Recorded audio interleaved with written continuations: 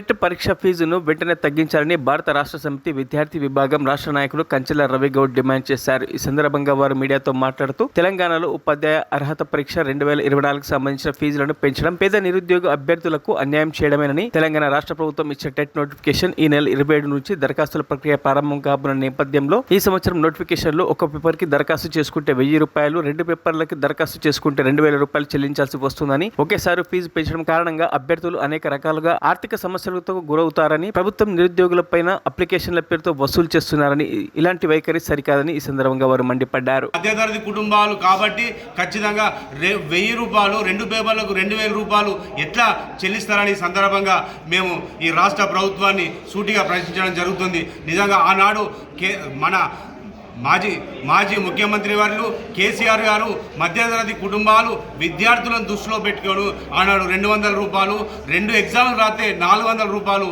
పెట్టినది.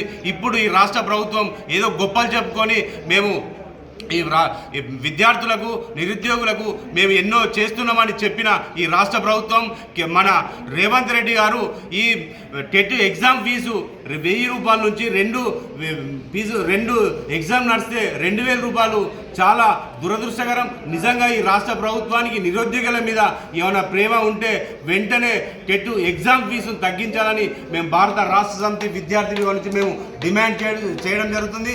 లేకపోతే రానున్న రోజుల్లో నిరుద్యోగులు కావచ్చు, యువత కావచ్చు, విద్యార్థులు కావచ్చు ఆగ్రహానికి గురికాక ఈ కాంగ్రెస్ ప్రభుత్వానికి మేము హెచ్చరిక జారీ చేస్తున్నాం. వెంటనే పునరాలోచన చేసుకొని విద్యార్థులకు నిరుద్యోగులకు వెంటనే టెట్ ఎగ్జామ్స్ ఫీజును తగ్గించాలని, గత ప్రభుత్వము 200 రూపాయలు ఎలా తీసుకుంటుందో ఈ ప్రభుత్వం చూద్దా 200 రూపాయలు, 2 ఎగ్జామ్లు రాస్తే 400 రూపాయలు తీసుకుంటుంది.